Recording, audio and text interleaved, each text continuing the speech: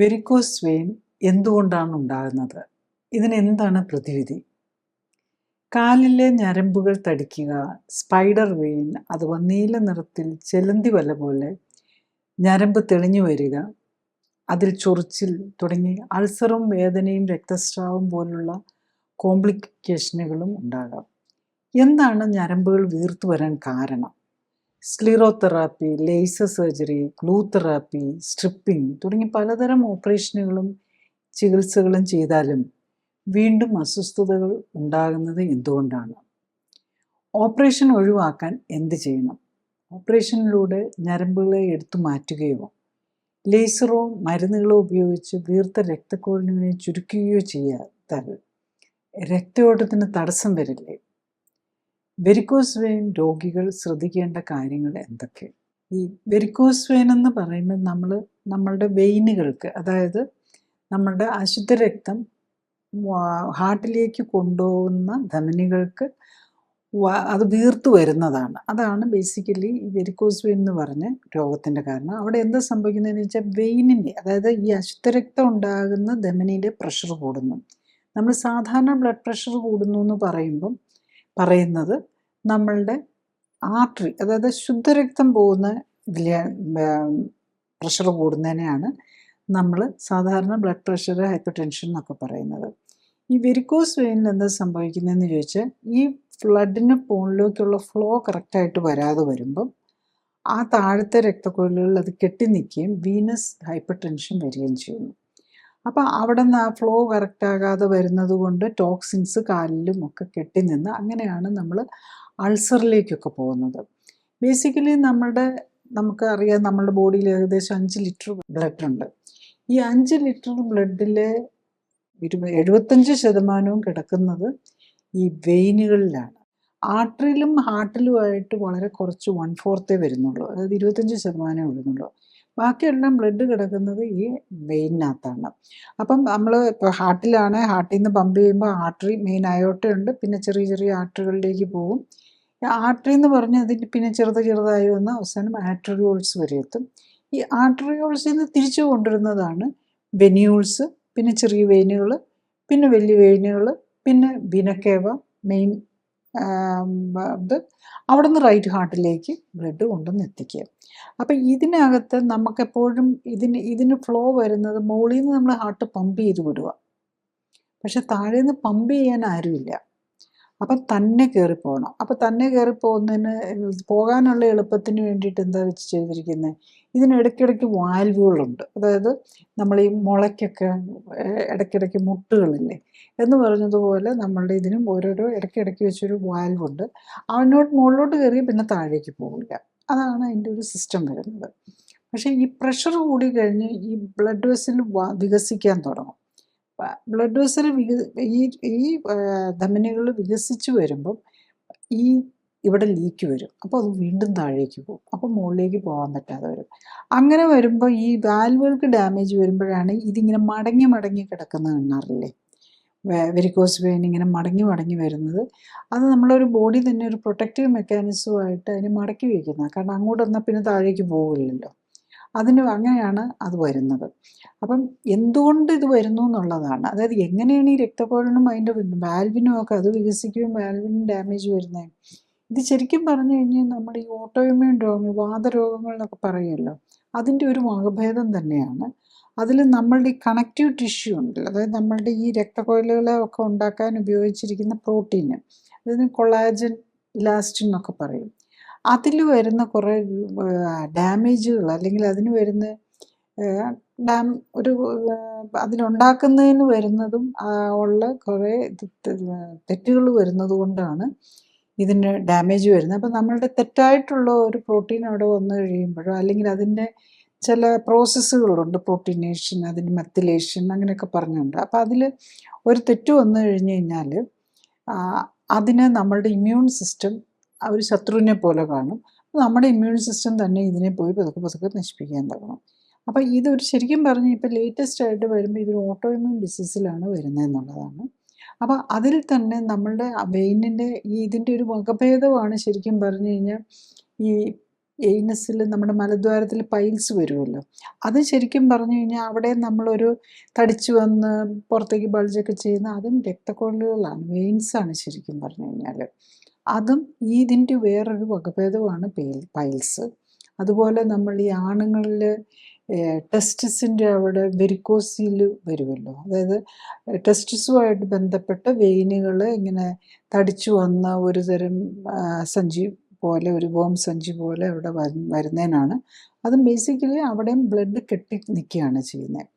അപ്പോൾ അതിലേക്ക് വരുന്നത് നമ്മുടെ ഫുഡ് ഹാബിറ്റ്സും കൂടെയാണ്. അത് ഏറ്റവും കൂടുതൽ എവിഡൻ്റ്ലി നമുക്ക് കാണുന്നത് പൈൽസിൻ്റെ കാര്യത്തിലാണ്. നമുക്കറിയാം പൈൽസ് പലപ്പോഴും വരുന്ന ചില ഭക്ഷണം കഴിച്ചു കഴിയുമ്പോഴാണ്.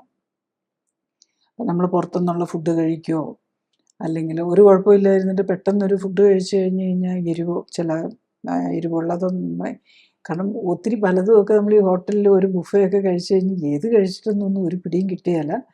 മൾട്ടി ഫാക്ടോറി പലതരം ഭക്ഷണങ്ങളായിരിക്കും നമുക്കവിടെ പ്രോബ്ലം ഉണ്ടാക്കിയിരിക്കുന്നത്. പിന്നെ ചിലർ വളരെ സെൻസിറ്റീവ് ആയിട്ടുള്ളവർ പറയും എനിക്ക് ചിക്കൻ കഴിച്ചു കഴിഞ്ഞാൽ വരും, അല്ലെങ്കിൽ എഗ്ഗ് കഴിച്ചു കഴിഞ്ഞാൽ വരും. അങ്ങനെ ഏതാണെന്ന് കണ്ടു കഴിച്ച് തിരിച്ച് അറിയാനും പറ്റുമെന്നുള്ളതാണ്. അപ്പം ബേസിക്കലി നമ്മളുടെ ഈ രക്തക്കൊഴലുകൾക്ക് വരുന്ന ഒരു ഡാമേജ്, അതിൽ തന്നെ പ്രഷർ കൂടുന്നതാണ് ഇതിനകത്ത് പ്രശ്നമായിട്ട് വരുന്നത്. അതായത് അതിനകത്ത് ബ്ലഡ് കെട്ടിക്കിടക്കുക, അതിനകത്ത് പ്രഷർ കൂടി അതിന് വികസിക്കുകയും, അപ്പോൾ അതോടുകൂടി അതിൻ്റെ വാൽവ് ഡാമേജ് വരുന്നു, ബ്ലഡ് പിന്നെയും താഴേക്ക് പോകാൻ തുടങ്ങും, മുകളിലേക്കുള്ള പമ്പിങ് നടക്കാതെ പോകുന്നു. അപ്പോൾ ഇതിൻ്റെ സിംറ്റംസ് വൈസ് നമ്മൾ നോക്കിയാൽ നമ്മൾ തുടക്കത്തിൽ വലിയ പ്രശ്നങ്ങളൊന്നും ഉണ്ടാവില്ല, വേദനയൊന്നും ഉണ്ടാവില്ല. സ്പൈഡർ വെയിൻസ് പോലെ ചെറുതായിട്ട് വെന്യൂൾസ് മാത്രം നല്ല വെള്ള നിറമുള്ളവർക്കാണെങ്കിൽ, അതായത് കുറച്ചുകൂടി സ്കിന്ന് ട്രാൻസ്പെറൻ്റ് ആയിട്ടുള്ള വൈറ്റ് ആയിട്ടുള്ളവർക്കാണെങ്കിൽ അത് പെട്ടെന്ന് സ്പൈഡർ വെയിൻസ് കാണാൻ പറ്റും. പക്ഷെ ഡാർക്ക് സ്കിന്നുള്ളവർക്കാണെങ്കിൽ സ്പൈഡർ വെയിനുള്ള നിലയിലൊന്നും കാണുകയില്ല. പിന്നെ ഈവൻ ഒത്തിരി തടിച്ചു വന്ന് ഇതൊക്കെ വന്നു കഴിയുമ്പോഴായിരിക്കും കാണുന്നത്. അപ്പോഴേക്കും നമ്മൾ ഡാമേജ് ഒത്തിരി എത്തിയിട്ടുണ്ടാവും. ആ സമയം വരുമ്പോഴേക്കും കാലിൽ പുകച്ചിൽ, സ്കിന്നിന് കളർ വ്യത്യാസം, പിന്നെ ചൊറിഞ്ഞു തടിക്കാൻ, ഡെർമറ്റൈറ്റിസ് പോലെ. അതായത് ഇതൊരു ഓട്ടോഇമ്യൂൺ ഡിസീസാണെന്ന് പറഞ്ഞല്ലോ. നമ്മുടെ ഈ സ്കിന്നിൽ വരുന്ന എക്സിമ, ഈ അതുപോലെ സോറിയാസ്, ഇതൊക്കെ ഒരു ഓട്ടോഇമ്യൂൺ ഡിസീസിൻ്റെ ഭാഗത്തിലാണ് വരുന്നത്. അപ്പോൾ ഇതിലും ആ ഒരു ഓട്ടോഇമ്യൂൺ ഡിസീസാണ്. അപ്പോൾ അത് സ്കിന്നിൻ്റെ മാനിഫെസ്റ്റേഷനും കൂടെ രക്തക്കൊഴലിനുണ്ട്, അതുപോലെ സ്കിന്നിലേക്കും കൂടെ വന്നു തുടങ്ങി എന്നുള്ളതാണ്. പിന്നെ ഇത് ഒത്തിരി സ്റ്റേജ് കൂടി കഴിഞ്ഞ് കഴിയുമ്പോഴേക്കും സ്കിന്നൊക്കെ ഈ രക്തയോട്ടമൊക്കെ ഇല്ലാതായി. പിന്നെ പ്രത്യേകിച്ചും ഈ സർജറീസ് കഴിഞ്ഞവർക്ക്, അതായത് ഈ സ്ക്ലീറോതെറാപ്പിയോ ബ്ലൂ തെറാപ്പിയോ അല്ലെങ്കിൽ സ്ട്രിപ്പിങ്ങോ ഒക്കെയുള്ള ഓപ്പറേഷൻസ് കഴിഞ്ഞവർക്ക് ഈ സ്കിന്നൊക്കെ ചുരുങ്ങാൻ തുടങ്ങും. എന്നിട്ട് അവിടെ ഒരു വെളുത്ത് വരാനും തുടങ്ങും ആ സ്കിന്നിൻ്റെ അവിടെ. പിന്നെ അതുപോലെ ഒരു ഫൈബ്രോസിസ് പോലെ വരും.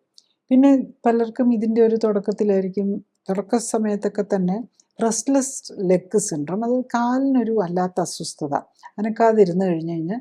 അപ്പോൾ നമ്മൾ അനക്കി കഴിഞ്ഞ് കഴിഞ്ഞാൽ ഒരു ആശ്വാസമാകും.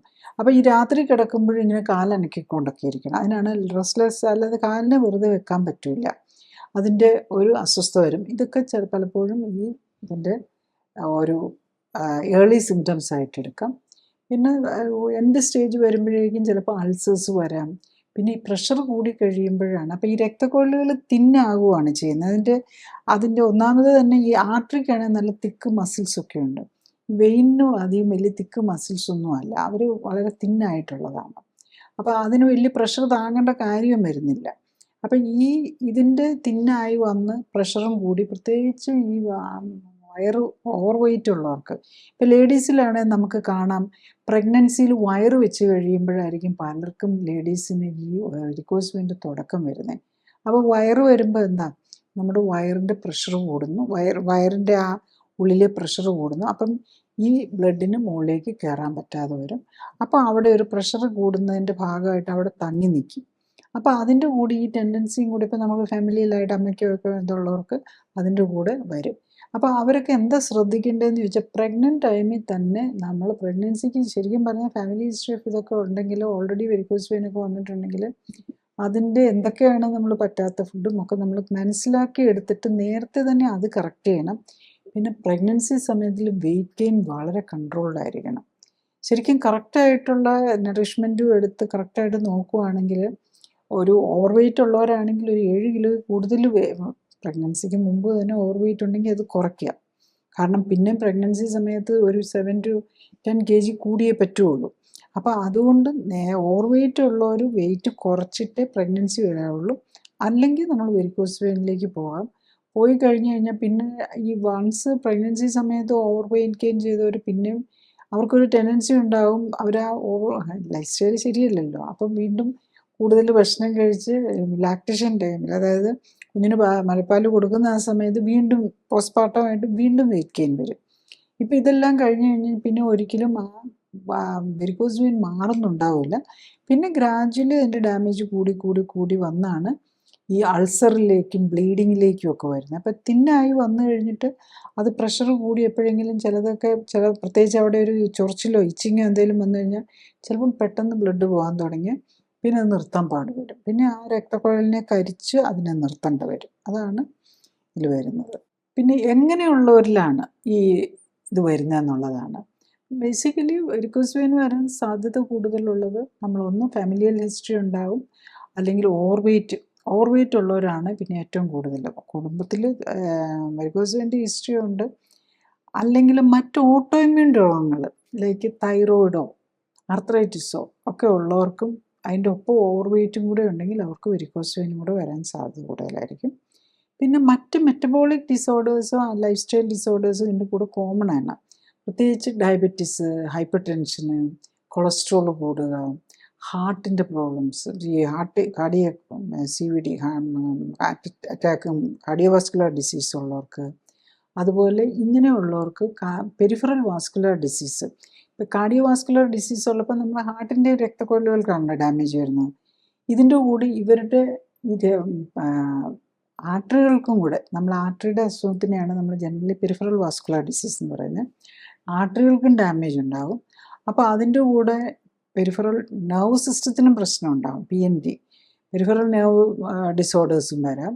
പിന്നെ സ്കിൻ ഡിസീസ്, ഇതെല്ലാം ഒരു കമ്പൈൻഡ് ആയിട്ടായിരിക്കും പലർക്കും, ഒരു രോഗമായിട്ടല്ല വരുന്നത്. ഇതെല്ലാം മൾട്ടിപ്പിൾ രോഗങ്ങളുടെ ഒരു കൂട്ടായ്മയായിട്ട് അതിൻ്റെ ഒരു ഭാഗമായിരിക്കും മിക്കവാറും വെരിക്കോസ് വെയിനും കൂടെ വരുന്നത്. നെക്സ്റ്റ് നമ്മളിതിൻ്റെ കോസിലേക്ക് എടുത്തു കഴിഞ്ഞ് കഴിഞ്ഞാൽ ബേസിക്കലി ഞാൻ നേരത്തെ പറഞ്ഞത് ഒരു ഓട്ടോ ഇമ്മ്യൂൺ ഡിസീസാണ്. അത് നമ്മളുടെ കൊളാജൻ അല്ലെങ്കിൽ ഇലാസ്റ്റിൻ നമ്മളുടെ ഈ രക്തക്കൊഴലുകളെ ഉണ്ടാക്കാനുള്ള ഈ ഇതിലാണ് അതിനകത്ത് ഡാമേജ് വരുന്നത്. അപ്പം അതിൽ തന്നെ പറയുന്നുണ്ട് ഈ ഹാർട്ടിൻ്റെ ഒരു മാർക്കറായിട്ട് യൂസ് ചെയ്യുന്ന ഹോമോസിസ്റ്റിൻ എന്ന് പറഞ്ഞൊരു ടെസ്റ്റ് എല്ലാവരും കേട്ടിട്ട് കാണും. ഈ ഹോമോസിസ്റ്റിൻ കൂടുതലുള്ളവർക്ക് ഇത് വരാനുള്ള ചാൻസ് കൂടുതലാണ്. അപ്പോൾ അത് നമ്മൾ ഓർക്കണം. ഹാർട്ടിൻ്റെ നമ്മൾ ഈ കാലിൻ്റെ രക്തക്കൊഴലുകളുടെ മാത്രമേ നമ്മൾ കാണുന്നുള്ളൂ. അപ്പോൾ അതുപോലെ ഹാർട്ടിലെ വെയിൻസിനും ഡാമേജ് വരുന്നുണ്ടാവും. അപ്പം ആർട്ടറിക്ക് മാത്രമല്ല ഡാമേജ് വെയിൻസിനും വരുന്നുണ്ടാവും. അപ്പം ആ കാര്യം കൂടെ നമ്മളെപ്പോഴും ഓർത്തു വയ്ക്കണം. ഈ ഹോമോസിസ്റ്റിൻ കൂടുന്നവർക്ക് വെരിക്കോസ് വെയിനും വരാനും സാധ്യതയുണ്ട്, ഹാർട്ട് അറ്റാക്ക് വരാനും ചാൻസ് കൂടുതലായിരിക്കും. നെക്സ്റ്റ് നമ്മൾ ഈ ഹോമോസിസ്റ്റിൻ്റെ ഒക്കെ കാര്യം പറയുമ്പോൾ ഒരു കാര്യം കൂടെ മനസ്സിലാക്കേണ്ടത്, ഈ ഹോമോസിസ്റ്റിൻ കൂടുതലുള്ളവർക്ക് പലർക്കും നമ്മൾ വൈറ്റമിൻ ഡെഫിഷ്യൻസീസ്, പല വൈറ്റമിൻസിൻ്റെയും ഡെഫിഷ്യൻസി ഉണ്ടാകും. ഈ വൈറ്റമിൻ ഡെഫിഷ്യൻസിയും ഹോമോസിസ്റ്റിൻ കൂടുന്നതും ഈ കൊളാജൻ ഡാമേജ് വരുന്നതും തമ്മിലും ബന്ധമുണ്ടെന്നാണ് ലേറ്റസ്റ്റ് സ്റ്റഡീസ് കാണിക്കുന്നത്. പിന്നെ നമ്മൾ നെക്സ്റ്റ് ഇതിൻ്റെ കോംപ്ലിക്കേഷൻസിനെക്കുറിച്ച്, എന്താണ് ഈ വെരിക്കോസ് വെയിൻ വന്ന് ഇച്ചിരി തടിച്ചിരുന്നതുകൊണ്ട് എന്താ കുഴപ്പം വരുന്നതെന്ന് ചോദിച്ചു കഴിഞ്ഞ് കഴിഞ്ഞാൽ, അത് ഈ രക്തയോട്ടത്തിനുള്ള തകരാറ് വന്നു കഴിയുമ്പം ഈ പ്രഷർ കൂടി ഒന്ന് അവിടെ അൾസേഴ്സ്, സ്കിൻ ഡാമേജ് വന്നിട്ട് അൾസർ വരാം, പിന്നെ പ്രഷർ കൂടി ബ്ലീഡിങ് വരാം, പിന്നെ അതിനകത്ത് ബ്ലഡ് കട്ട പിടിക്കാം. അപ്പോൾ ഈ ചെറിയ സ്കിന്നിലും ഒക്കെ കൂടെ ഈ അൾസറും കൂടെ കയറി വന്നു കഴിയുമ്പോഴേക്കും അവിടെ ഈ അണുബാധയും കൂടെ വന്ന് ത്രോംബോഫ്ലെബൈറ്റിസ് എന്നുള്ള കണ്ടീഷനിലേക്കും പോകാം, ഫ്ലെബോത്രോംബോസിസ് എന്നുള്ള കണ്ടീഷനിലേക്കും പോകാം. അതുപോലെ അത് പൾമണറി എംബോളിസം, അതായത് ഇതിനകത്തൊക്കെ രക്തക്കട്ടകൾ ഉണ്ടായിട്ട് അത് നേരെ പോകുന്നത് ഹാർട്ടിലേക്കാണല്ലോ, ഹാർട്ടിൽ ചെന്നിട്ട് അത് നേരെ പോകുന്നത് ലങ്സിലേക്കാണ്. അപ്പം പൾമണറി എംബോളിസം വരാം. പ്രത്യേകിച്ചും ഇങ്ങനെ വരുന്നത് ഏറ്റവും കൂടുതൽ ഈ വെരിക്കോസ് വെയിൻ ഉള്ളവർക്ക് പോസ്റ്റ് ഓപ്പറേഷൻ വല്ലതും വേണ്ടി വന്ന്, ഈവൻ നമ്മൾ ലേഡീസിനൊക്കെയാണ് ഏറ്റവും കൂടുതൽ വെരിക്കോസ് വെയിൻസ് വരുന്നത്. ലേഡീസിൽ ഇപ്പം വെരിക്കോസ് വെയിൻ ഉള്ള ഒരു ലേഡിക്ക് ഇപ്പം നമ്മൾ പോസ്റ്റ് ഓപ്പറേറ്റീവ് നമ്മൾ സിസേറിയനോ അല്ലെങ്കിൽ ഹിസ്റ്റക്ടമിയോ ഒക്കെ ചെയ്ത് കഴിഞ്ഞിട്ടിരിക്കുന്ന സമയത്ത് ത്രോംബോ എംബോളിസം വരാനും അത് നമുക്ക് ഹാർട്ടിൽ ചെന്നിട്ട് പൾമണറി എംബോളിസമായിട്ട് മാറാനുമുള്ള സാധ്യത കൂടുതലായിരിക്കും. അപ്പം നമ്മൾ എന്തെങ്കിലും ഓപ്പറേഷന് മുമ്പ് നമുക്ക് വെരിക്കോസ് വെയിൻസ് ഉള്ളവർ, ഇപ്പം ഡോക്ടേഴ്സ് ഇപ്പോൾ പരിശോധിക്കുമ്പോൾ ഒന്നും കാണണമെന്ന് നിർബന്ധമില്ല. അപ്പോൾ വെരിക്കോസ് വെയിൻ ഉള്ളവർ പ്രത്യേകിച്ച് ഡോക്ടേഴ്സിനോട് പറയണം ഇങ്ങനെ എനിക്ക് വെരിക്കോസ് വെയിൻ ഉണ്ടെന്ന്. കാരണം അങ്ങനെയുള്ളവർക്ക് ബ്ലഡ് കട്ട് ചെയ്യാതിരിക്കാൻ വേണ്ടിയിട്ട് നമ്മൾ ഈ പോസ്റ്റ് ഓപ്പറേറ്റീവ്, പ്രത്യേകിച്ച് നമ്മൾ റെസ്റ്റ് എടുക്കുന്ന സമയത്ത് ഈ കാലിനകത്ത് ഒക്കെ ബ്ലഡ് കട്ട ഉണ്ടായി ഇങ്ങനത്തെ കോംപ്ലിക്കേഷനിലേക്ക് പോകാതിരിക്കാൻ വേണ്ടിയിട്ടുള്ള സ്പെഷ്യൽ ഇഞ്ചക്ഷനും എടുക്കണമെന്നുള്ളതാണ്. പിന്നെ ഇതിൻ്റെ എക്സ്റ്റെൻറ്റ് എത്രയാണെന്ന് വെച്ചാൽ ഇതിന് പല സ്റ്റേജിങ് ഉണ്ട്. സ്റ്റേജ് 0 എന്ന് പറയുമ്പോൾ നമ്മളില്ലാത്ത, സ്റ്റേജ് 1 എന്ന് പറയുമ്പോൾ സ്പൈഡർ വെയിൻസ് ആയിട്ട് കാണുന്നത്, സ്റ്റേജ് 2 എന്ന് പറയുമ്പോൾ നമുക്ക് കുറച്ചുകൂടി വെരിക്കോസ് വെയിന് കൂടുതലായിട്ട് കാണുന്നത്, 3ലേക്ക് വരുമ്പോൾ കുറച്ച് സ്കിൻ ചേഞ്ചസും കളർ ചേഞ്ചസും ഒക്കെ, അങ്ങനെ 6 വരെ ഉണ്ട്. അത് അതിൻ്റെ അൾസർ, പിന്നെ ട്രീറ്റ്മെൻറ്റ്, ബ്ലീഡിങ് വന്നിട്ടുണ്ടായിരുന്നു, എന്തെങ്കിലും ബ്ലീഡ് ചെയ്തിട്ടുണ്ടോ, പിന്നെ റെക്കറൻസ് ഓഫ് അൾസറോ ബ്ലീഡിങ്ങോ ഉണ്ടോ, അങ്ങനെ ഡിഫറെൻറ്റ് സ്റ്റേജസ് ആയിട്ടാണ് നമ്മളിതിനെ കണക്കാക്കുന്നത്. അപ്പം നമ്മൾ ഏർലി സ്റ്റേജിലൊക്കെ കണ്ടുപിടിച്ച് നമ്മൾ അതിന് വേണ്ടിയിട്ട് ഒരു എഫേർട്ടും എടുക്കുകയാണെങ്കിൽ അത് നമുക്ക് പ്രിവെൻറ്റ് ചെയ്യാം, അതിൻ്റെ പ്രോഗ്രഷൻ നമുക്ക് 100% പ്രിവെൻറ്റ് ചെയ്യാവുന്നതേ ഉള്ളൂ എന്നുള്ളതാണ്. പിന്നെ നമ്മൾ ഡയഗ്നോസിസ് എങ്ങനെയാണ് നമ്മൾ നേരത്തെ കണ്ടുപിടിക്കുക എന്നുള്ളതാണ്. ഒന്ന്, എല്ലാവർക്കും ഈ സ്പൈഡർ വെയിൻസ് ഉണ്ടാവണമെന്നില്ല. ചിലർക്ക് നേരെ രക്തക്കൊഴലുകളായിരിക്കും. പിന്നെ അതുമാത്രമല്ല, ഡാർക്ക് കളർ കുറച്ച് കറുത്തിരിക്കുന്നവർക്കാണെങ്കിൽ ഈ സ്പൈഡർ വെയിൻ ഒന്നും കാണണമെന്നില്ല. അപ്പം അങ്ങനെയുള്ളപ്പം നമ്മൾ കാലിന് എന്തെങ്കിലും ഒരു തടിപ്പ്, പിന്നെ നല്ല വണ്ണമുള്ളവർക്കും പുറമേ കാണുകയില്ല. ഈ ഞരമ്പ് കടിച്ചെടുക്കുന്നതൊന്നും നല്ല വണ്ണമുള്ളവർക്ക്, കാരണം കാലിന് അത്രയധികം ഫാറ്റ് ഉണ്ടാവും. ഈ ഫാറ്റിനകത്താണ് ഈ രക്തക്കൊഴലുകൾ കിടക്കുന്നത്. അതുകൊണ്ട് അത് പുറത്തേക്ക് വരണമെന്നില്ല. അപ്പോൾ അങ്ങനെ വരുമ്പോൾ നമ്മൾ കാല് കഴപ്പോ അങ്ങനെയൊക്കെ വരികയാണെങ്കിൽ നമ്മൾ സ്കാൻ ചെയ്ത്, പ്രത്യേകിച്ച് ഡോപ്ലർ സ്റ്റഡീസാണ് ഇതിനകത്ത് ചെയ്യേണ്ടത്. അപ്പോൾ സ്കാനിൽ നമ്മൾ നോക്കുന്നത് ഡോപ്ലർ സ്റ്റഡീസാണ്. പിന്നെ പ്രത്യേകിച്ച് കാലിന് പ്രത്യേകിച്ച് വണ്ണമുള്ളവരോ പൈൽസോ അല്ലെങ്കിൽ വെരിക്കോസീലൊക്കെ ഉള്ളവരാണെങ്കിൽ അവർക്ക് പ്രത്യേകിച്ച് കാല് കഴപ്പോ ബുദ്ധിമുട്ടോ തോന്നുവാണെങ്കിലും ഡെഫിനറ്റ്ലി നമ്മൾ ഈ ഒരു ഡോപ്ലർ സ്റ്റഡി നോക്കി, നമുക്ക് ഡോപ്ലർ സ്റ്റഡിയിൽ എന്താ നോക്കുന്നതെന്ന് ചോദിച്ചു കഴിഞ്ഞാൽ വാൽവുകൾക്ക് ഡാമേജ് വന്നിട്ടുണ്ടോ എന്നുള്ളതാണ്. അപ്പം അത് റിട്രോഗ്രേഡ് ഫ്ലോ, ലീക്കേജ്, വാൽവുകൾക്ക് ലീക്കേജ് വരുന്നുണ്ടോ എന്നുള്ളതാണ്. അങ്ങനെയാണെങ്കിൽ നമ്മൾ കൂടുതൽ താമസിക്കും, വലിയ അസ്വസ്ഥതൊന്നും ഇല്ലെങ്കിൽ നമ്മൾ താമസിപ്പിച്ച് വെച്ചുകൊണ്ടിരുന്നു കഴിഞ്ഞ് കഴിഞ്ഞാൽ പിന്നെ ഓരോ ദിവസവും ഇത് കൂടിക്കൊണ്ടിരിക്കുകയാണ് ചെയ്യുന്നത്. ആ കാര്യമാണ് നമ്മൾ ഓർക്കേണ്ടത്. നെക്സ്റ്റ് നമ്മൾ ട്രീറ്റ്മെൻറ്റ് ആസ്പെക്റ്റിലേക്ക് വന്നു കഴിഞ്ഞ് കഴിഞ്ഞാൽ നമ്മൾ ഇനീഷ്യലി എപ്പോഴും നമ്മൾ ഡോക്ടേഴ്സൊക്കെ പറയുന്നത് നമ്മൾ വെയിറ്റ് കുറയ്ക്കുക, ഓവർ വെയിറ്റ് ഉള്ളവരോടാണ് വെയിറ്റ് കുറയ്ക്കുക. പിന്നെ കുറേ നിൽക്കുകയൊക്കെ ചെയ്യുമ്പോൾ നമ്മൾ കംപ്രഷൻ സ്റ്റോക്കിങ്സ് യൂസ് ചെയ്യുക, എക്സസൈസ് ചെയ്യുക, കാല് പൊക്കി വയ്ക്കുക. ഇതൊക്കെയാണ് നമ്മളുടെ പ്രിലിമിനറി ആയിട്ടുള്ള ട്രീറ്റ്മെൻറ്റായിട്ട്. നമ്മുടെ അവിടെ ലൈഫ് സ്റ്റൈൽ ചേഞ്ചസ് ആണ്, വേറൊന്നും ചെയ്യാനില്ല.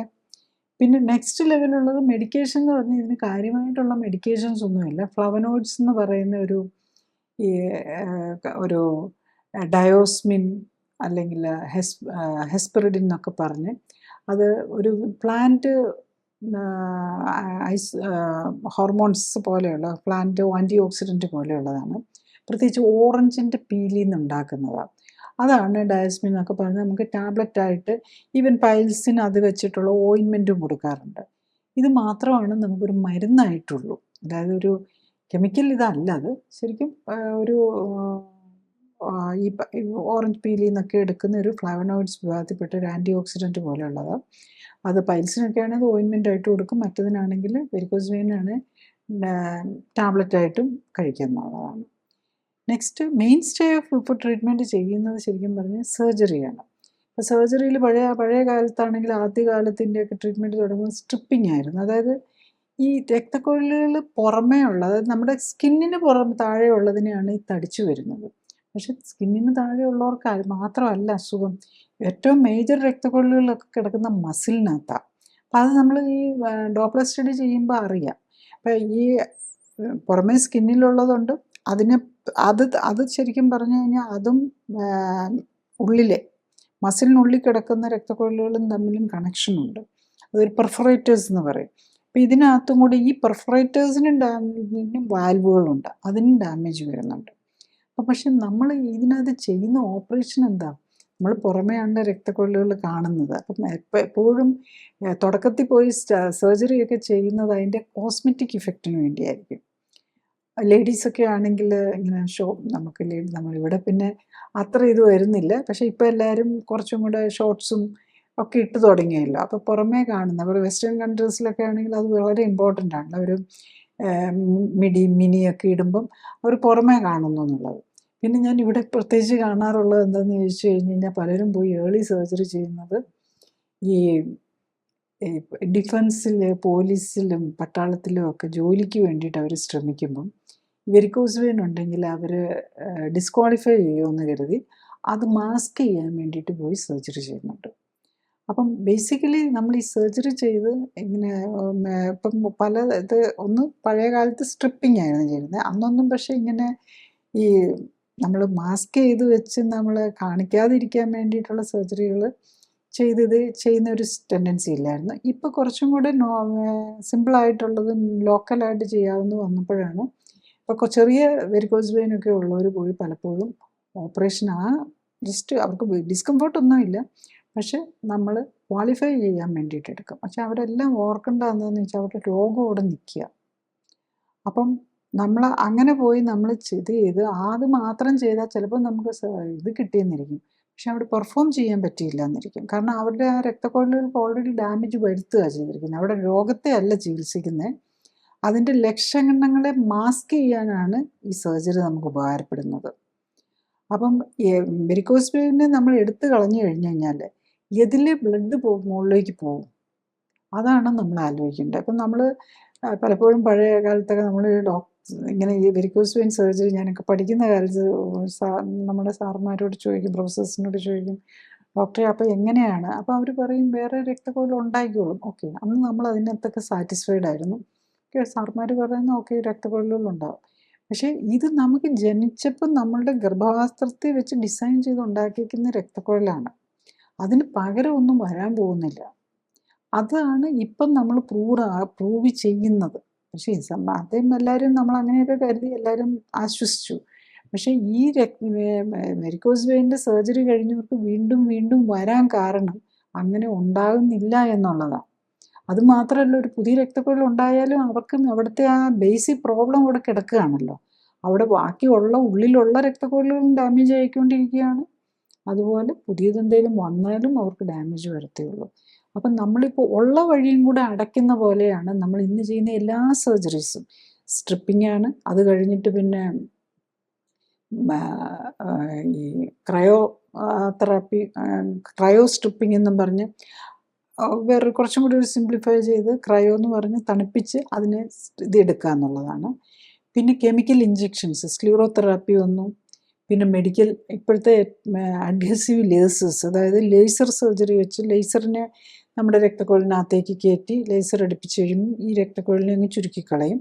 അതുപോലെ റേഡിയോ ഫ്രീക്വൻസി ചെയ്തു തുടങ്ങി, റേഡിയോ ഫ്രീക്വൻസി എനർജി.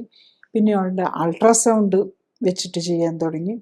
പിന്നെ സ്റ്റീം രക്തക്കൊഴലിൽ കയറ്റി ചുരുക്കുക. എല്ലാം നമ്മൾ രക്തക്കൊഴലിനെ നശിപ്പിക്കാൻ വേണ്ടിയിട്ട് മാത്രമാണ് ചെയ്യുന്നത്.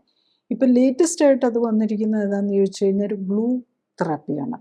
ഗ്ലൂ എന്ന് പറഞ്ഞു കഴിഞ്ഞ് കഴിഞ്ഞാൽ നമ്മൾ പശ പോലെയുള്ളൊരു സാധനം, അത് നമ്മൾ പ്രത്യേകിച്ചുള്ള ഇത് വെച്ചിട്ട് നമ്മളുടെ ഈ ഒടുകിൻ്റെ നമ്മുടെ ഇവിടെ ഉണ്ടല്ലോ മെയിൻ സഫീനസ് വെയിൻ എന്ന് പറയും, അത് നമ്മളുടെ ഈ തൈസിൻ്റെ മുകളിലായിട്ട് അവിടെ അതിലേക്ക് തന്നെ അത് ഇഞ്ചെക്റ്റ് ചെയ്യുകയാണ്.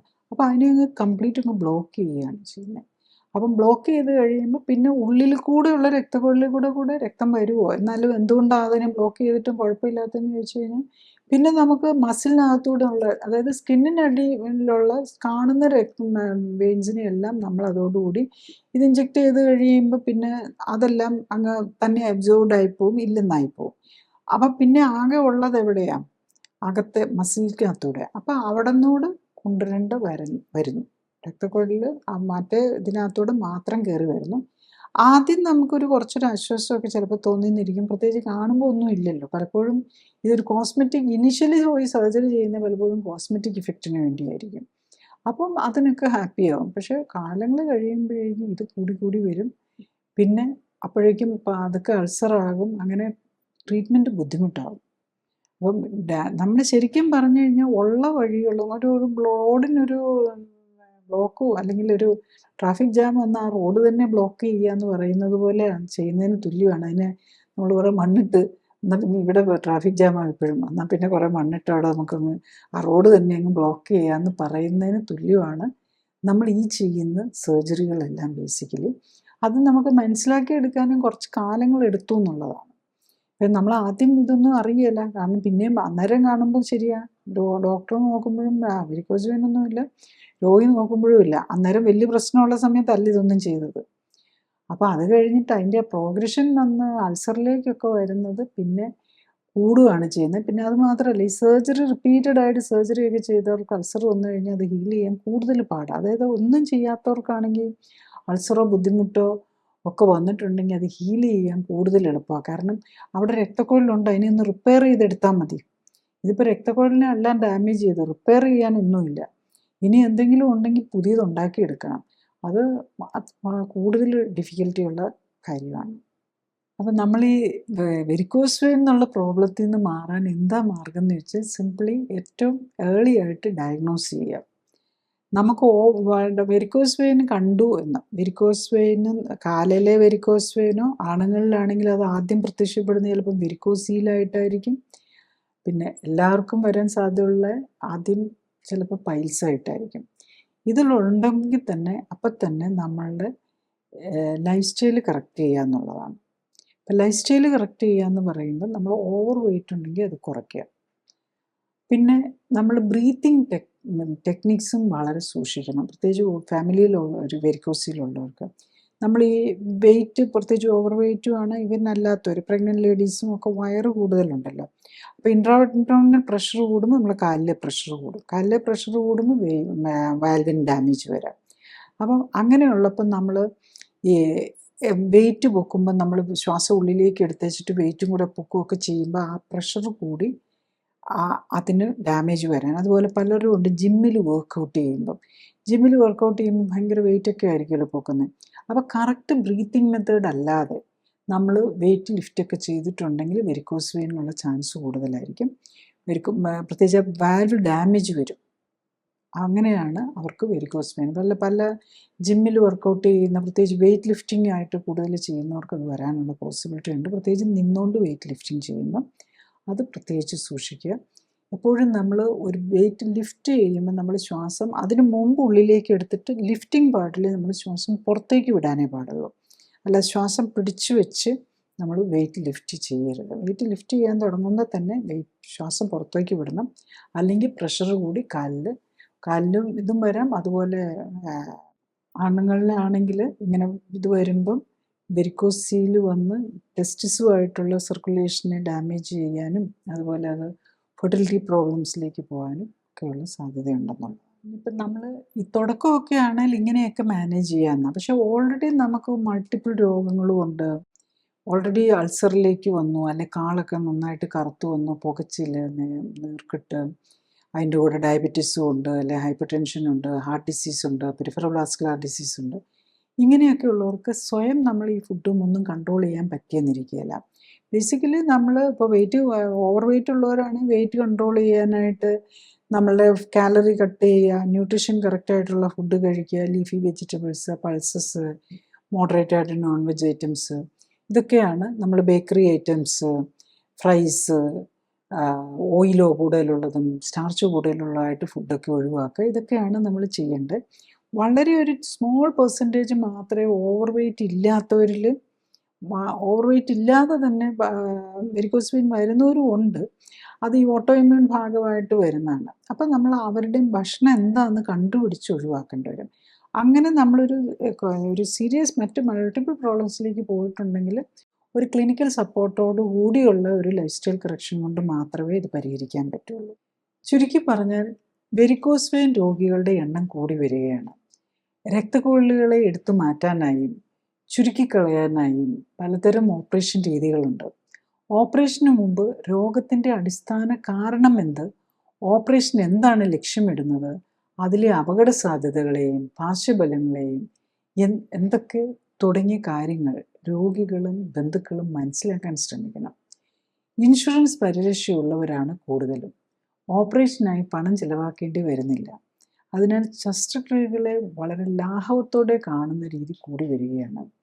അനസ്തീസിയ സംബന്ധമായും ഓപ്പറേഷൻ സമയത്തും അതിനുശേഷവും ഉണ്ടാകാവുന്ന അപകട സാധ്യതകൾ വളരെ ചെറുതാണെങ്കിലും മരണത്തിന് പോലും ഉള്ള സാധ്യത ഉണ്ടാക്കും എന്ന യാഥാർത്ഥ്യം മനസ്സിലാക്കണം.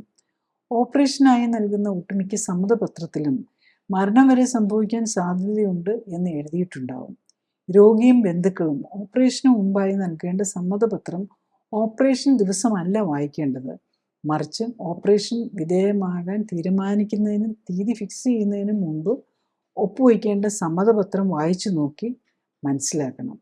ജീവിതശൈലി രോഗങ്ങളുള്ളവർക്ക്, പ്രത്യേകിച്ചും രക്തക്കുഴലുകളെ ബാധിക്കുന്ന രോഗങ്ങളുള്ളവർക്ക് അനസ്തീസിയയുടെയും ശസ്ത്രക്രിയ സംബന്ധമായും ഉള്ള അപകട സാധ്യതകളും പാർശ്വഫലങ്ങളും കൂടുതലാണ് എന്നതും അറിയണം.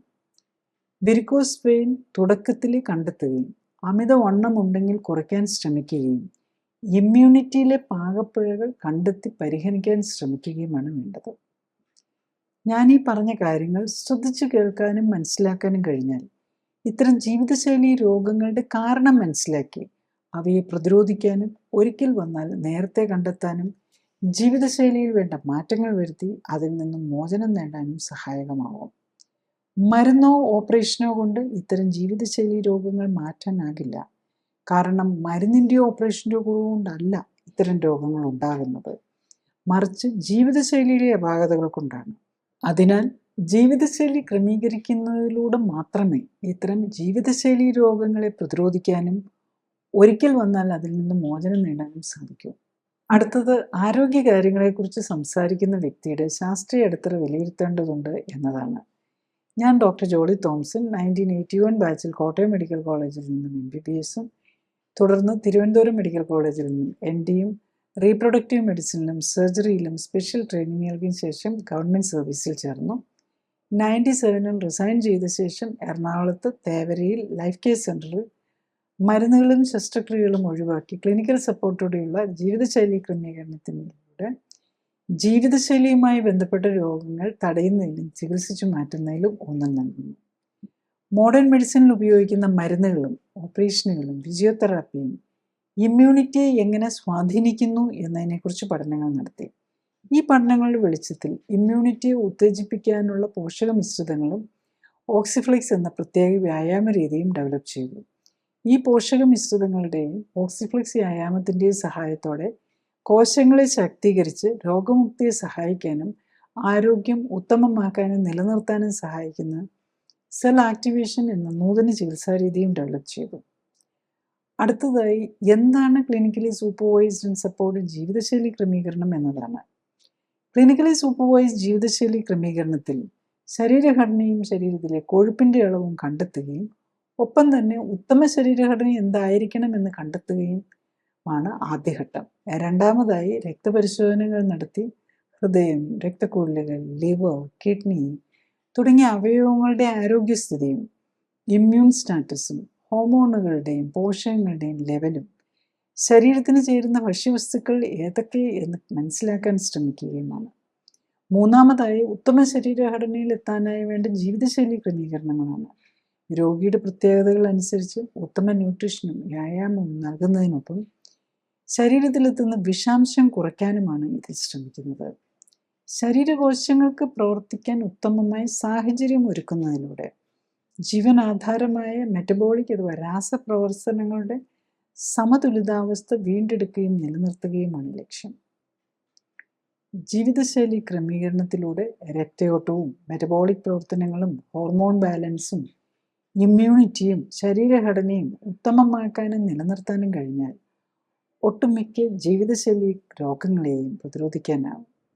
മാത്രമല്ല വർഷങ്ങളായി മരുന്ന് കഴിക്കുന്നവർക്ക് പോലും രോഗം മൂർച്ഛിച്ച് അവയവങ്ങൾ തീരെ നശിക്കുന്നതിന് മുൻപെങ്കിലും കേടായ ശരീരകോശങ്ങളുടെ പുനർനിർമ്മിതിക്ക് ആവശ്യമായ പോഷകങ്ങൾ നൽകാനും വിഷാംശം ശരീരത്തിലെത്തുന്നത് തടയാനും ശരീരകോശങ്ങളെ എല്ലാം ഉത്തേജിപ്പിക്കാനുതകുന്ന വ്യായാമത്തിലൂടെ എല്ലാ ശരീരകോശങ്ങൾക്കും വേണ്ട രക്തയോട്ടം ലഭിക്കുന്നു എന്ന് ഉറപ്പാക്കാനും വേണ്ട ജീവിതശൈലി ക്രമീകരണത്തിന് തയ്യാറായാൽ പ്രമേഹവും പ്രഷറും ഹൃദ്രോഗവും അലർജിയും ആസ്മയും ആർത്രൈറ്റിസും ക്യാൻസറും പോലുള്ള ഒട്ടുമിക്ക ജീവിതശൈലി രോഗങ്ങളിൽ നിന്നും അവയ്ക്കായി കഴിക്കുന്ന മരുന്നുകളിൽ നിന്നും വേണ്ടി വരാവുന്ന ഓപ്പറേഷനുകളിൽ നിന്നും ഒക്കെ മോചനം നേടാനും കഴിയുന്നതേ ഉള്ളൂ. ഈ clinically supported life style correction കൊണ്ട് ഈ വെരിക്കോസ് വെയിൻ പ്രോബ്ലംസ് ഉള്ള പേഷ്യൻസിന് എന്താണ് ബെനിഫിറ്റ് എന്ന് നോക്കിയാൽ, നമ്മൾ ഡിഫറെൻറ്റ് സ്റ്റേജ് ഓഫ് ഇത് കാണാറുണ്ട്. ജസ്റ്റ് വെരിക്കോസ് മറ്റേ എന്താ നമ്മുടെ സ്പൈഡർ വെയിൻ സ്റ്റേജ് 1 ഉള്ളത് മുതൽ ഈ സ്റ്റേജ് 6 എന്ന് പറഞ്ഞു കഴിഞ്ഞാൽ റെക്കറൻറ്റ് ബ്ലീഡിങ് വരുന്നവർ വരെയുള്ള എല്ലാ ഗ്രൂപ്പിലും കാണാറുണ്ട്. കാരണം റെക്കറൻറ്റ് ബ്ലീഡിംഗ് ഒക്കെ വന്നു കഴിഞ്ഞ് കഴിഞ്ഞാൽ പലപ്പോഴും മൾട്ടിപ്പിൾ ഓപ്പറേഷൻസും ഈ സ്ലീറോതെറാപ്പിയും സ്ട്രിപ്പിങ്ങും ഒക്കെ കഴിഞ്ഞ് കഴിഞ്ഞിട്ടുണ്ടെങ്കിൽ പിന്നെ ഒന്നും മോഡേൺ മെഡിസിന് ചെയ്യാനില്ല എന്നുള്ളതാണ്.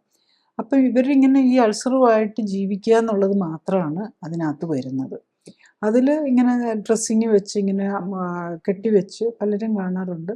ആഴ്ചയിൽ ഒന്ന് പോയി ഹോസ്പിറ്റലിൽ പോയി ഡ്രസ്സിങ് കഴിച്ച് അവർക്കത് കാണാൻ പോലും വയ്യ. കാരണം അത്ര ദയനീയ സ്ഥിതിയിലായിരിക്കും അൾസർ ഇരിക്കുന്നത്. അപ്പോൾ വീട്ടുകാർക്കും കാണുമ്പം ബുദ്ധിമുട്ട് വരുമല്ലോ. അപ്പം രോഗികൾ എപ്പോഴും ഈ അൾസർ പൊതിഞ്ഞ് സൂക്ഷിക്കാൻ, അത് കഴിഞ്ഞിട്ട് എലാസ്റ്റോക്രൈ ബാൻഡേജും കൂടി ഇട്ട് പൊതിഞ്ഞ് സൂക്ഷിച്ച് ആരും കാണാതെ ഹോസ്പിറ്റലിൽ പോയി അവർ മാത്രം കാണും ഡ്രസ്സിങ്ങുള്ള ആ ഒരു നിലയിൽ ഇങ്ങനെ കണ്ടിന്യൂ ചെയ്യുന്ന ഒത്തിരി രോഗികളെ കാണാറുണ്ട്. ബേസിക്കലി നമ്മൾ അത്രയൊക്കെ നില വന്ന് ഒത്തിരി അൾസറൊക്കെ ആയി ഒത്തിരി സർജറിയൊക്കെ ചെയ്തതാണെങ്കിൽ ഇതിലാണേലും ലൈഫ് സ്റ്റൈൽ കറക്ഷനിലും എന്തോരം കിട്ടുമെന്നുള്ളത് നമുക്കൊന്നും പറയാൻ പറ്റില്ല. പക്ഷെ തുടക്കത്തിൽ ഇപ്പോൾ കളർ ചേഞ്ച് ഒക്കെ വന്നു, കുറേ വെരിക്കോസ് വെയിൻ ഉണ്ട്, പുകച്ചില്, കുറച്ച് ചെറിയ അൾസറുണ്ട്, അതിലൊന്നും വലിയ ഓപ്പറേഷൻസ് ഒന്നും ചെയ്തിട്ടില്ല. ഈവൻ ഓപ്പറേഷൻസ് കുറച്ചൊക്കെ ചെയ്തിട്ടുള്ളവർക്കും അൾസർ ഹീലിംഗ് ഒക്കെ കിട്ടാറുണ്ടെന്നുള്ളതാണ്. ഞാനതിന് ഒരു എക്സാമ്പിളായിട്ട് ഞാനൊരു പേഷ്യൻറ്റിൻ്റെ തന്നെ പറയാം.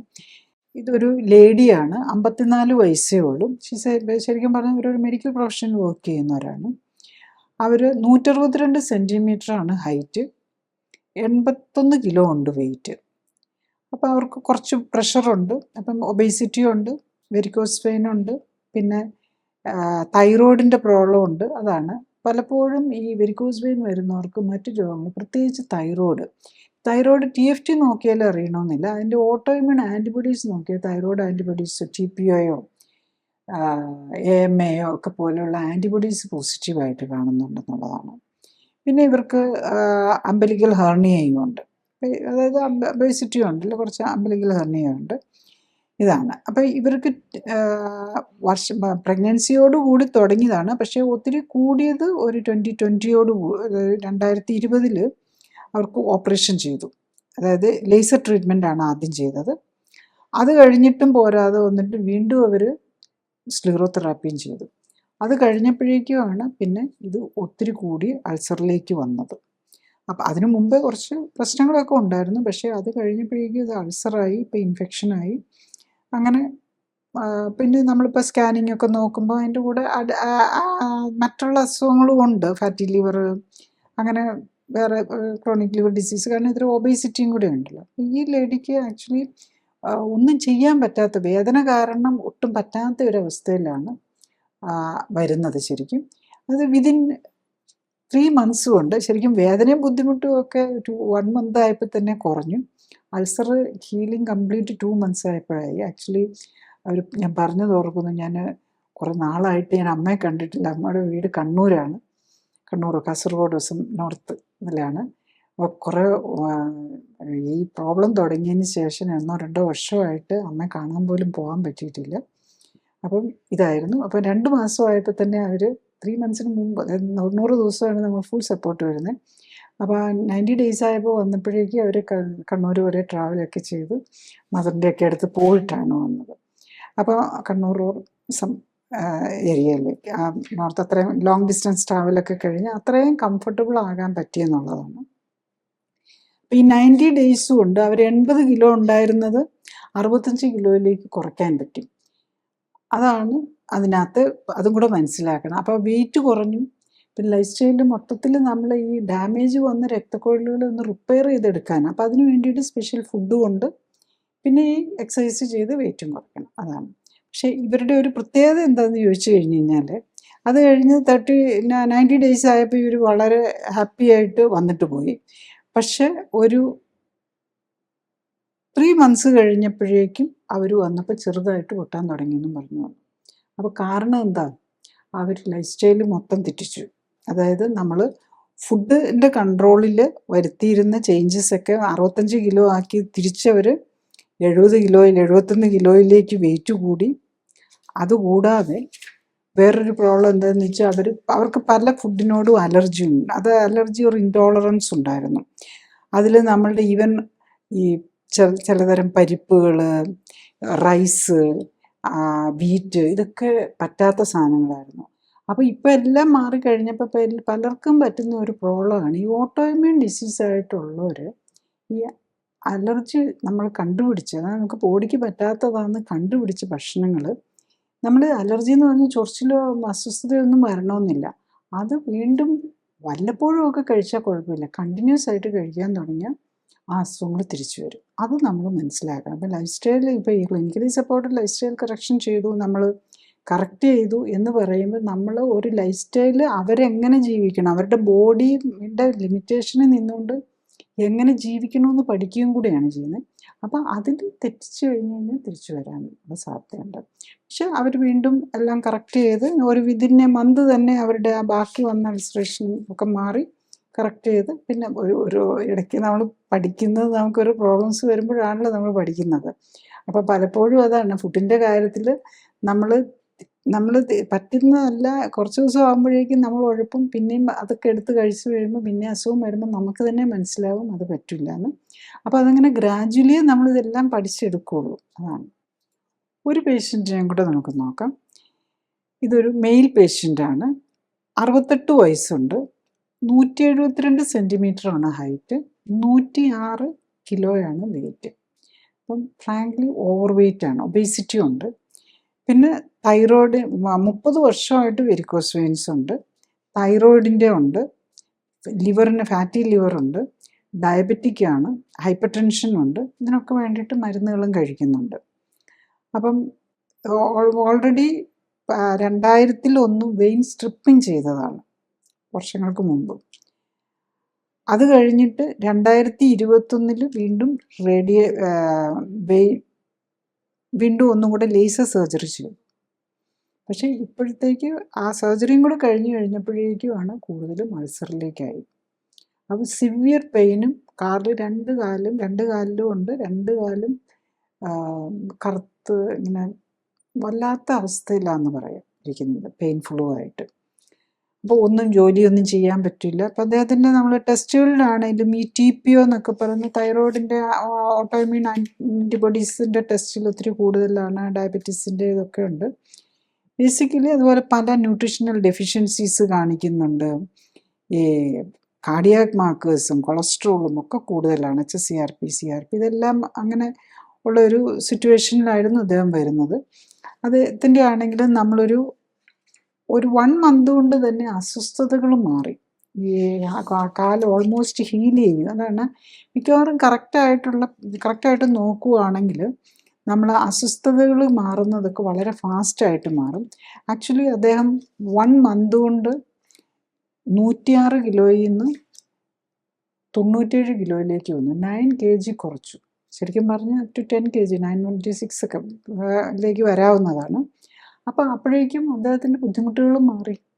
പക്ഷെ വീണ്ടും ഉണ്ട് കുറയാൻ. കാരണം ഇദ്ദേഹത്തിന് ശരിക്കും പറഞ്ഞാൽ 70 കിലോയിൽ താഴെ വരാൻ പാടുള്ളൂ. അപ്പോൾ സെക്കൻഡ് മന്ത് ആയപ്പോഴേക്കും 90ക്ക് താഴേക്ക് വന്നു, 89 kgയിലേക്ക് വന്നു.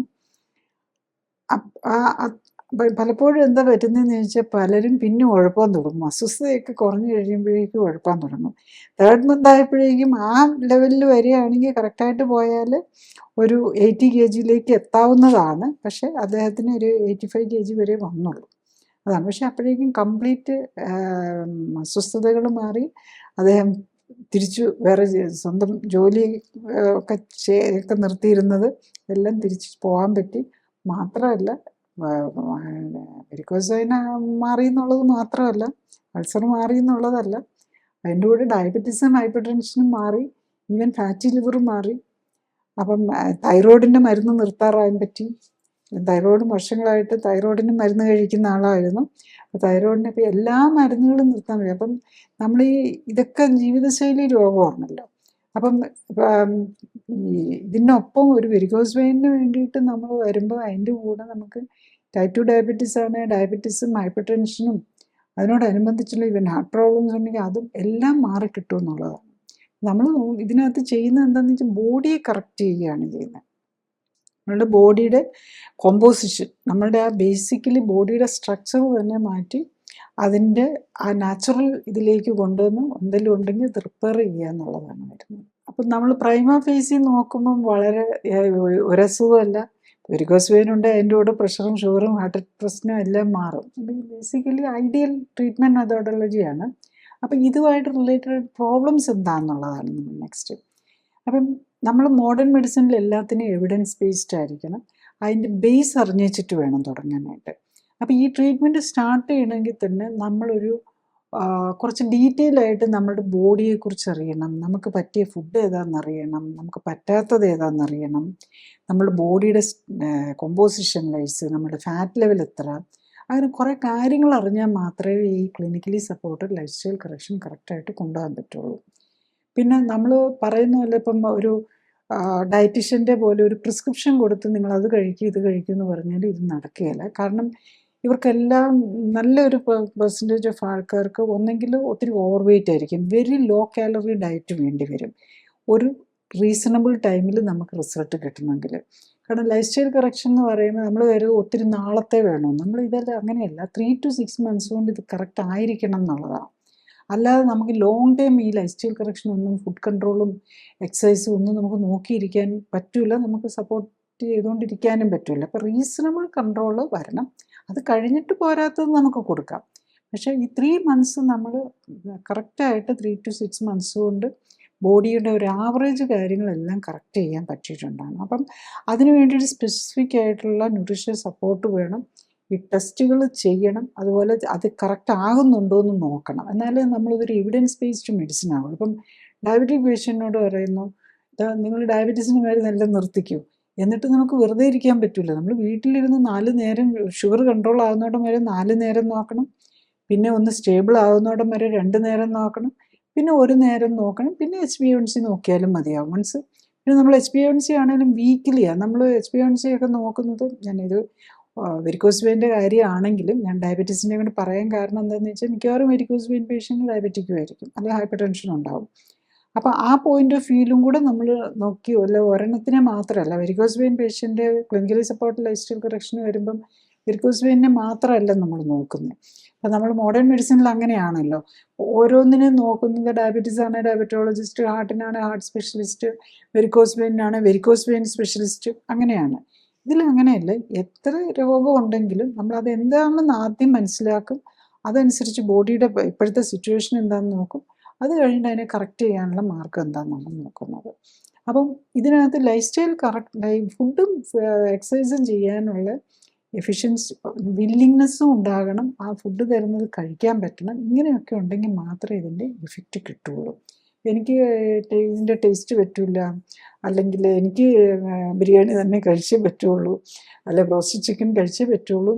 നമ്മൾ നോൺ വെജ് ഒക്കെ കഴിക്കാം, ഇതിൻ്റെ കൂടെ നമ്മൾ വെജിറ്റേറിയൻ ആവണമെന്ന് ഒരു നിർബന്ധവും ഇല്ല. ആക്ച്വലി ഡയബറ്റിക് പേഷ്യൻറ്റിനും നമുക്ക് എപ്പോഴും കാണുന്നത് ഇപ്പം നോൺ വെജും കൂടെ കഴിക്കുന്നവരെയാണ് നമുക്ക് മാനേജ് ചെയ്യാൻ മോസ്റ്റ് ഈസിയർ.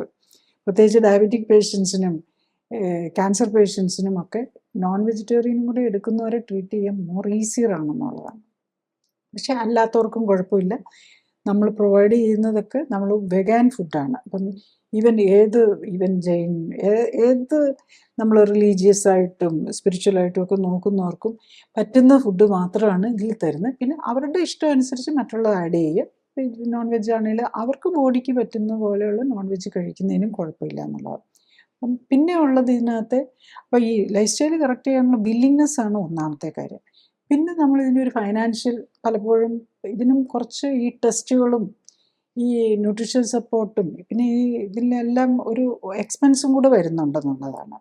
അപ്പം അതിൽ വരുമ്പോൾ എന്താണെന്ന് വെച്ചാൽ ഇത് ജീവിതശൈലി കറക്ഷനാണല്ലോ. ഇപ്പോഴത്തെ നമ്മളുടെ മെഡിക്കൽ സിസ്റ്റത്തിലും ഇൻഷുറൻസിലും ഒന്നും നമ്മൾ മരുന്ന് ഓപ്പറേഷൻ അതും അഡ്മിഷൻ ഉണ്ടെങ്കിൽ മാത്രമേ നമുക്ക് റീഇംബേഴ്സ്മെൻറ്റ് കിട്ടാനുള്ള പോസിബിലിറ്റി ഉള്ളൂ. അപ്പം നമ്മളുടെ മോഡേൺ മെഡിസിനിലും നമ്മുടെ ഇന്ത്യൻ മെഡിസിനിലും ഒക്കെ പറയും food is medicine, medicine is food എന്നൊക്കെ പറഞ്ഞാലും അതിൻ്റെ നേരെ ഓപ്പോസിറ്റായിട്ടാണ് നമ്മൾ അതിൻ്റെ ട്രീറ്റ്മെൻറ്റിലേക്ക് പോകുമ്പോൾ വരുന്നത്. ഇപ്പം ഈ ഓപ്പറേഷനാണെങ്കിൽ ഏത് ഓപ്പറേഷനാണേലും അല്ലെ മരുന്നുകളാണെങ്കിലും ഹോസ്പിറ്റലിൽ അഡ്മിറ്റ് ചെയ്ത് കഴിഞ്ഞ് കഴിഞ്ഞാൽ കിട്ടുക ആ ഒരു ഇതിനാണെങ്കിൽ ബേസിക്കലി ശരിക്കും പറഞ്ഞു കഴിഞ്ഞാൽ നമുക്ക് അഡ്മിഷൻ വേണ്ട, വീട്ടിലിരുന്ന് ചെയ്താൽ മതി. അപ്പോൾ ഇങ്ങനെ വരുമ്പോൾ ഇൻഷുറൻസ് കിട്ടില്ല. അതാണ് അപ്പോൾ പലർക്കും അഫോർഡബിലിറ്റി പ്രോബ്ലം വരും. പിന്നെ ഇൻഷുറൻസ് കിട്ടുന്ന കാരണം അഫോർഡബിൾ ആയിട്ടുള്ളവരാണെങ്കിലും ഇപ്പോൾ ഓപ്പറേഷനൊക്കെ ആണെങ്കിൽ ഫ്രീ ആയിട്ട് ചെയ്യാമല്ലോ. അപ്പം നമ്മൾ ഈ ഉള്ള പ്രീമിയം ഒക്കെ കൊടുക്കുന്നതാണ്. അപ്പോൾ എല്ലാവർക്കും അതിലേക്കുള്ളൊരു ടെൻഡൻസി വരും. പക്ഷേ വെരിക്കോസ് വെയിനിൻ്റെ കാര്യത്തിൽ നമ്മൾ പ്രത്യേകിച്ച് ഓർക്കണം, വെരിക്കോസ് വെയിനിന് നമ്മൾ ഫ്രീ ആയിട്ടാണെങ്കിലും സർജറി നമ്മുടെ രക്തക്കുഴലുകൾ നശിഞ്ഞു പോവുകയാണ്. അത് നമ്മൾ ഒഴിവാക്കാൻ നമ്മളതിനെക്കുറിച്ച് പഠിച്ചിട്ട് മാത്രമേ അത് ചെയ്യാവുള്ളൂ. ഏത് സർജറി ആണെങ്കിലും നമുക്കാകെ ഒരു സർജിക്കൽ ഇൻ്റർവെൻഷൻ വേണ്ടി വരുന്നത് ബ്ലീഡിങ് വന്നു കഴിഞ്ഞാൽ അത് നിർത്താനായിട്ട് രക്തക്കുഴലിനെ ബ്ലോക്ക് ചെയ്യുക, രക്തക്കുഴലിനെ ബ്ലോക്ക് ചെയ്ത് ബ്ലീഡിങ് നിർത്തിയേ പറ്റുള്ളൂ. അല്ലാതെ അത് ഏറ്റവും മിനിമൈസ് ചെയ്തുകൊണ്ട് ചെയ്യുക. ബ്ലീഡിങ് വന്നു കഴിഞ്ഞ് കഴിഞ്ഞാൽ നമ്മൾ എന്താ ചെയ്യേണ്ടത്? ശരിക്കും ഒരു ബ്ലീഡിങ് വന്നു കഴിഞ്ഞാൽ നമ്മൾ വെപ്രാളം പിടിക്കുകയല്ല ചെയ്യേണ്ടത്, കാല് പൊക്കി വയ്ക്കുക. കാലിൽ നിന്നാണല്ലോ ബ്ലീഡിങ് വരുന്നത്. അപ്പം നമ്മൾ ഒരു കാരണവശാലും പാനിക് ആകരുത്, അങ്ങനെ അവിടെ വരെ എത്തിക്കരുത്. അതാണ് ഏറ്റവും പ്രധാനം. നമ്മൾ ഒരു ബ്ലീഡിങ് വരുന്ന അൾസർ വരുന്നതിലേക്ക് എത്തിക്കാതെ നോക്കും. പക്ഷേ ഓൾറെഡി എത്തിപ്പോയി, എന്ത് ചെയ്യാനാണ്? അപ്പം ബ്ലീഡിങ് വന്നു കഴിഞ്ഞാൽ അപ്പം നമ്മൾ കാല് പൊക്കി വയ്ക്കുക, അപ്പം തന്നെ ആ ബ്ലീഡിങ് അങ്ങ് നിന്നോളും. അപ്പോൾ അതാണ് നമ്മൾ ഓർക്കേണ്ടത്. അപ്പോൾ നമ്മൾ വെപ്രാളം പിടിച്ച് ഇതിലേക്ക് പോകാതെ പൊക്കി വെച്ച് അത് ബാൻഡേജും ഒക്കെ ചെയ്ത് വേണമെങ്കിൽ മിനിമം നിലയിലുള്ള ഓപ്പറേഷൻ ചെയ്ത് അത് കറക്റ്റ് ചെയ്തിട്ട് പിന്നെ നമ്മൾ ലൈഫ് സ്റ്റൈൽ കറക്ഷനിലേക്ക് നോക്കിക്കഴിഞ്ഞ് കഴിഞ്ഞാൽ അത് കറക്റ്റ് ചെയ്തുകൊണ്ട് പോകാവുന്നതേ ഉള്ളൂ എന്നുള്ളതാണ്. പിന്നെ തേർഡ് ഇതിലേക്ക് വരുന്നത് ഒരു സോഷ്യൽ പ്രഷറാണ്. പലപ്പോഴും എന്തായിരിക്കും എന്ന് ചോദിച്ചു കഴിഞ്ഞാൽ ഇപ്പോൾ 100 കിലോ ഉള്ള ആൾ 80 കിലോ ആകുമ്പോഴേക്കും എല്ലാവരും പറയും അയ്യോ ക്ഷീണിച്ചു പോയി എന്ന് പറയും, മെലിഞ്ഞു പോയി, അയ്യോ ഇനി വെയിറ്റ് കുറയ്ക്കരുത്, ഇതെന്ത് പറ്റിയെന്നൊക്കെ ചോദിക്കുമ്പോൾ അവർ തന്നെ ഓർക്കും, അസുഖമൊക്കെ മാറിയാലും അവർ ഓർക്കും എനിക്ക് വല്ലതും പറ്റിയോ, എന്നെ കണ്ട അങ്ങ് അത്ര പേഴ്സണാലിറ്റി ഇല്ലെന്നായി പോയെന്ന്. അപ്പോൾ നമ്മളിപ്പോഴും ഓർക്കേണ്ടത് എന്താണെന്ന് ചോദിച്ചു കഴിഞ്ഞാൽ നമ്മൾ ഈ സാധാരണ കാണുന്ന ആൾക്കാരെ പോലെ അല്ല നമ്മളൊക്കെ ഇരിക്കേണ്ടത്. നമ്മൾ ഇരിക്കേണ്ടത് ഫിറ്റായിട്ട് ഇരിക്കണമെന്നുണ്ടെങ്കിൽ നമ്മൾ നമ്മുടെ അത്ലറ്റ്സിനെയും നമ്മുടെ മേജർ ഫുട്ബോളേഴ്സിനെയും അത്ലറ്റ്സിനെയും അതുപോലെ ഈവൻ നമ്മുടെ ആസ്ട്രോനോട്ട്സിനെ ഇപ്പം നമ്മൾ കണ്ടല്ലോ 4 ആസ്ട്രോനോട്ട്സ് നമ്മളുടെ ഇതായിട്ട് സെലക്ട് ചെയ്തവരെ അവർക്ക് ഇരിക്കുന്നത് എങ്ങനെയാണ്? അതാണ് ശരിക്കുമുള്ള ഒരു ഹെൽത്തി ഫിഗർ എന്ന് പറയുന്നത്. ഈ ഹെൽത്തി ഫിഗർ എന്താണെന്നുള്ളത് നമുക്ക് തെറ്റിപ്പോയി. അതുകൊണ്ട് വരുന്ന സോഷ്യൽ പ്രഷറുകളും പലപ്പോഴും നമ്മുടെ ഇതിന് ഒരു തടസ്സം നിൽക്കുന്നു. പ്രത്യേകിച്ച് നമ്മുടെ അസ്വസ്ഥതയൊക്കെ മാറിക്കഴിഞ്ഞ് കഴിഞ്ഞാൽ പിന്നെ ആർക്കും ആ ഒരു പെർഫെക്ഷനിലേക്ക് കൊണ്ടുവരാനുള്ള ഒരു ഇൻട്രസ്റ്റ് ഇല്ലാതെ പോകുന്നതിൻ്റെ ഒരു മേജർ കാരണം നമ്മളുടെ നോർമൽ എന്താണ്, അബ്നോർമൽ എന്താണെന്നുള്ളതിനെക്കുറിച്ചുള്ള ഒരു ഡിസ്റ്റോർട്ടഡ് കാഴ്ചപ്പാടാണ് സൊസൈറ്റിയിലുള്ളത്. അപ്പോൾ അതും കൂടെ ഒന്ന് കറക്റ്റ് ചെയ്യുക എന്നുള്ളതാണ്. അതൊക്കെ ശരിയായി കഴിഞ്ഞ് കഴിഞ്ഞാൽ ഇത് കറക്റ്റാണ്, നമുക്ക് ഈസി ആയിട്ട് ചെയ്യാവുന്നതേ ഉള്ളൂ. വെസ്റ്റേൺ കൺട്രീസിലൊക്കെ ആണെങ്കിൽ ഒബേസിറ്റിക്ക് സർജറി ചെയ്യണമെന്നുണ്ടെങ്കിൽ അതിന് മുമ്പ് ലൈഫ് സ്റ്റൈൽ കറക്ഷൻ ചെയ്ത് അത് ഫെയിൽ ചെയ്യുന്നവർക്കൊക്കെ മാത്രമേ ഉള്ളൂ. അപ്പോൾ ആ ഒരു ഓപ്പർച്യൂണിറ്റി ഏത് ലൈഫ് സ്റ്റൈൽ ഡിസീസിലാണെങ്കിലും ലൈഫ് സ്റ്റൈൽ കറക്ഷൻ ഫസ്റ്റ് ചെയ്യുക. അത് ഫെയിൽ ചെയ്ത് കഴിഞ്ഞാൽ അതിൻ്റെ അർത്ഥം അവരത് ചെയ്യാത്തതുകൊണ്ടാണ്. ഈ ട്രീറ്റ്മെൻറ്റ് മെത്തോഡോളജി കറക്റ്റായിട്ട് ഫോളോ ചെയ്ത് കഴിഞ്ഞാൽ അതിനൊരു ഫെയിലിയർ വരുന്നില്ല എന്നുള്ളതാണ് എൻ്റെ ഇതുവരെയുള്ള എക്സ്പീരിയൻസ്. പേഷ്യൻ്റ് ഫെയിലിയർ, അത് പേഷ്യൻ്റ് ലൈഫ് സ്റ്റൈൽ കറക്റ്റ് ചെയ്യാനുള്ള ഇതിലാണ്. അങ്ങനെയുള്ളവർക്ക് മാത്രം സർജറിയും മറ്റു മെഡിക്കേഷൻസും ഒക്കെ ഇപ്പം ഡയബറ്റീസും ഹൈപ്പർ ടെൻഷനും ഒക്കെ 100% റിവേഴ്സിബിളാണ്. അപ്പോൾ അതിന് വേണ്ടിയിട്ടാണ് ഇന്ന് ഈ ലോകത്ത് നടക്കുന്ന ഈ സർജറീസും ഇതും മെഡിക്കേഷൻസും എല്ലാം 90% ഒഴിവാക്കാൻ പറ്റുന്നതേ ഉള്ളൂ. ഇതെല്ലാം ലൈഫ് സ്റ്റൈൽ ഡിസീസിന് വേണ്ടിയിട്ടാണ്. അതുകൊണ്ടൊന്നും ഒരു രോഗവും മാറുന്നില്ല എന്ന് നമ്മൾ ഈ ലാസ്റ്റ് 50 ഇയേഴ്സ് പ്രൂവ് ചെയ്തതാണ് അല്ലേ? ഒരു ലൈഫ് സ്റ്റൈൽ ഡിസീസും ആർക്കും മാറിക്കിട്ടുന്നില്ലല്ലോ. നമ്മളിത് മരുന്നൊന്നും കഴിച്ചുകൊണ്ടിരിക്കുന്നത് മാത്രമല്ലേ ഉള്ളൂ. അപ്പോൾ ഈ ഒരു സോഷ്യൽ അവയർനെസ് വന്ന് ഇത്തരം കാര്യങ്ങൾക്കും നമ്മൾ ഈ ഇൻഷുറൻസും കാര്യങ്ങളൊക്കെ അവൈലബിൾ ആകുമ്പോൾ പിന്നെ നമുക്ക് അതൊരു ഫൈനാൻസും ഒരിക്കലും ഒരു പ്രോബ്ലം ആകുകയില്ല.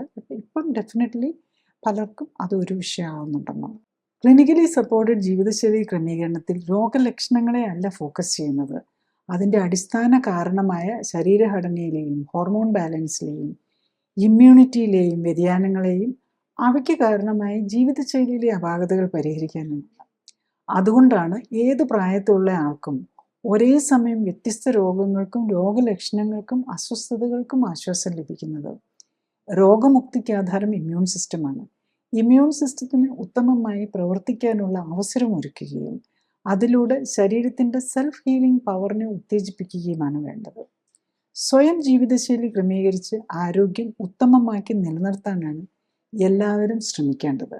അതിന് കഴിയാതെ വരികയോ ഹൃദ്രോഗവും ക്യാൻസറും പോലുള്ള മാരക രോഗങ്ങൾ സംശയിക്കപ്പെടുമ്പോഴും ഒന്നിൽ കൂടുതൽ രോഗങ്ങളുള്ളവർക്കും മരുന്നുകൾ ദീർഘകാലം ഉപയോഗിക്കേണ്ടി വരുന്നവർക്കും മരുന്നുകൾ കൊണ്ടും അസ്വസ്ഥതകൾ മാറ്റാൻ കഴിയാതെ വരുമ്പോഴും ഓപ്പറേഷൻ ആവശ്യമായി വരുന്നവർക്കുമാണ് ക്ലിനിക്കൽ സപ്പോർട്ടോടെയും സൂപ്പർവിഷനോടെയുമുള്ള ജീവിതശൈലി ക്രമീകരണം ആവശ്യമായി വരുന്നത്.